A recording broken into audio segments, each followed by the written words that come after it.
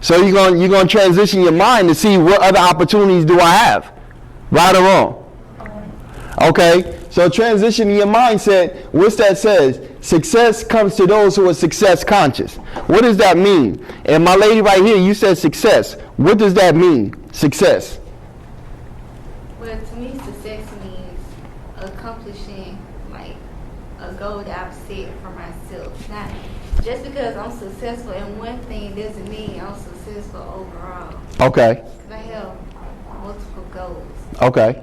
All right. And I like that, because the reason why I ask that is because most people, when they say success, what do they see? They see the overall big bubble that flashes that says success, and you look at money, you look at materials, you look at all these things that people have acquired. But that's not really success, because you woke up this morning, you here at the Upward Bound program, right?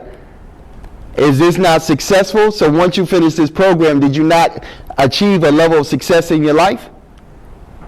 Right? So you guys have to go through a certain amount of curriculums. You have to go through a certain amount of programs or workshops that are here within the program that they have. So once you get that, now it's preparing you for college life, right or wrong? So do you not become successful once you have accomplished that particular goal? Hello?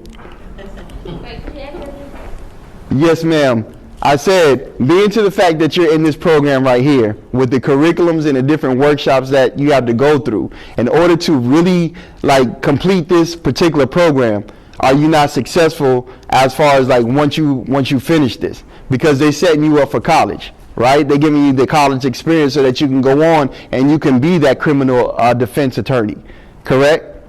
But what's another one thing that you gain from out of this? Come on, y'all. I told y'all this is a different workshop. I engage. I challenge you.